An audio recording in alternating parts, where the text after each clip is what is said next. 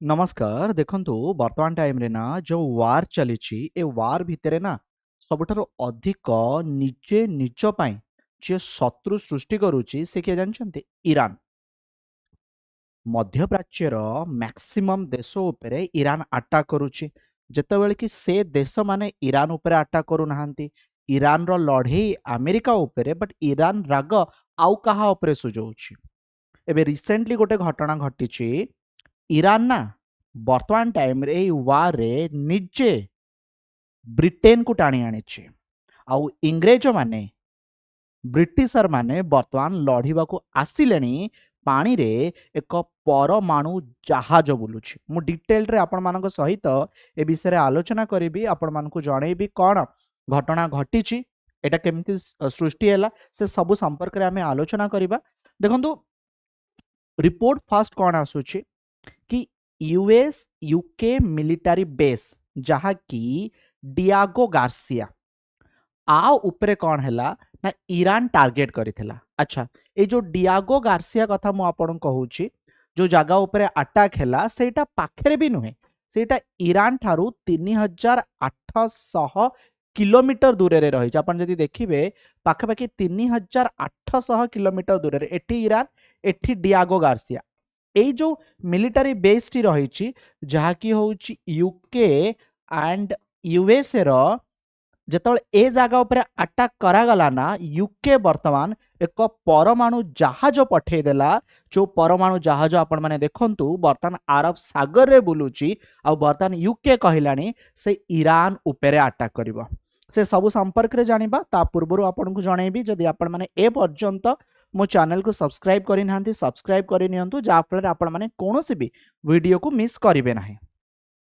तबे Diego Garcia ए जो Diego Garcia अछि एटा होउची एक लार्जेस्ट आइलैंड जदि आपण माने जो चागोस आर्कियोपेलागो जो द्वीपपुंज आपण माने देखिबा को पाइबे सबठारु बड़ आइलैंड आउ एहा ना यूके यूएस मिलिटारी बेस 1970 रु रहिची मेनली एथिरे यूके गवर्नमेंट कौन करिथिला ना यूएसए को आकु लीज रे देई देइथिला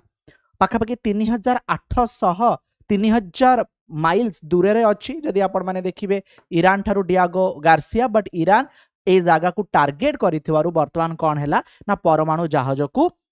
माने नहीं आसीछि किए ना ब्रिटिशर बा इंग्रेज माने। अच्छा ए जो परमाणु जहाज जहा कि होउछि एक ब्रिटिश सबमरीन आर ना कौन आर ना होउछि HMS आनसन ठीक अछि एटा ना एते शक्तिशाली ता पावर विषय मु आपन को जणेबी जो थरे ना तामा Hawk block 4 land attack missile रही जार रेंज 1000 माइल्स ठीक अछि सेमती spearfish heavyweight torpedo मध्य रही जहा कि ऑस्ट्रेलिया पाखापाखि बुलुथिला ये वर्तमान पर्थ रु बाहरी आसीची मार्च 6 रे आ वर्तमान टाइम रे से अरब सागर नॉर्दर्न साइड रे बुलुची आर अर्थ होउची ब्रिटिश फोर्स वर्तमान ईरान उपरे अटैक करबा पई रेडी हे गेलानी प्रस्तुत हे गेलानी देखंतु मिसाइल आउ टॉर्पेडो ता अर्थ होउची ए जो सबमरीन अछि ए सबमरीन रु मिसाइल छड़ा जाय परिबो जो मिसाइल छड़ा जिवो ताहा 1000 माइल माने आपण माने भाबंतु बहुत किलोमीटर माने 1500 रु अधिक किलोमीटर पर्यंत जीव ता अर्थ जदि स्ट्रेट ऑफ हॉर्मुज पाखापाखि गल्फ ऑफ ओमान पाखापाखि ए सबमरीन टा पहुंची गला ब्रिटेन इजिली ईरान रो जेकोनोसी जागा को भी हिट कर परिबो टॉर्पेडो जेमती मु आपन को जणाउथली कि स्पीयर फिश टॉर्पेडो ता अर्थ होउची एई जो सबमरीन रही जो न्यूक्लियर वेपन सबमरीन आ भितरे जो टॉर्पेडो अछि पानी भितरे से दूररु जहा भी ईरान रो जहाज देखिबो ए टॉर्पेडो जरिया रे आक्रमण कर परिबो ताकू नष्ट कर परिबो द डिप्लॉयमेंट कम्स आफ्टर जोटा कि माने अपडेट आसीची जदि मु जणे भी प्राइम मिनिस्टर जे अछंती यूके रो केयर स्टारमर से राजी हेले यूनाइटेड स्टेट्स को हेल्प करबा पे आ पूर्वरु यूके आगु को आसु नथिला यूएस ता इंटरेस्ट सह लढुथिला बट जेहेतु से आइलैंड ऊपर अटैक हेइची बर्तन यूके यूएसए मिसी गले आ लढिबा पाई बर्तन आसी जाइचंती collective self defence to protect shipping in the reason.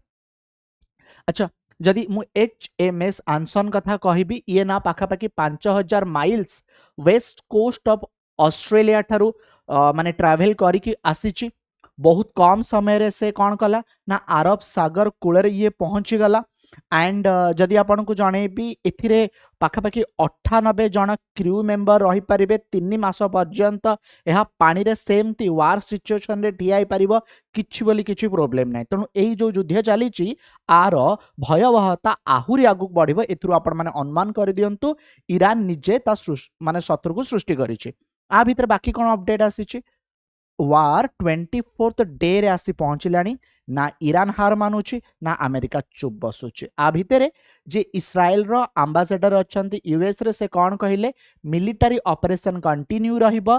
जो पर्यंत से ईरान को आंठेई देई नाहांती ता अर्थ ईरान हार मानि नाही। आउ किछि अपडेट आसुची सेटा मु जणेबी कि पश्चिम एशिया रे चलीथिबा युद्ध मध्यरे ईरान विश्व अर्थनीतिर जीवन रेखा भाव में जो विवेचित होउची स्ट्रेट ऑफ हॉर्मुज जो हॉर्मुज प्रणाली ताकू निज नियंत्रण में रखुची। हॉर्मुज प्रणाली नॉर्थ बा उत्तर साइड जदि देखिबे एटा ईरान नियंत्रण में भी अच्छी। ईरान कहूची ए बाटे जो शिप जीव मते $2 शुल्क बा टैक्स दब माने पाखापाखि आपण माने कहि परिबे बछा बछा जहाज उपरे से $2 बा 18.8 कोटी टंका शुल्क नबा पाई ईरान चाहूची। आ भितरे जे डोनाल्ड ट्रम्प अच्छा यूएस रे प्रेसिडेंट से कौन कहले 48 घंटा भितरे एई जो स्ट्रेट ऑफ हॉर्मुज अच्छी जदि आपको क्लियर न करा गला तबे से बहुत माने बड़ बड़ जो ईरान रो शक्ति भित्तिभूमि अच्छी ताकू ध्वंस करदेवे। ठीक अच्छे आ भितर ईरान कौन कही कथारे नुहे काम करके देखब युद्धभूमि रे ईरान लड़ब आउ अमेरिका को कड़ा जवाब दब। आशा सबू अपडेट आपण मानकु जनैली। वीडियो पसंद आसथिले अन्य मानकु शेयर माध्यम रे जणाइबा बिल्कुल भी भूलिबे नाही। धन्यवाद।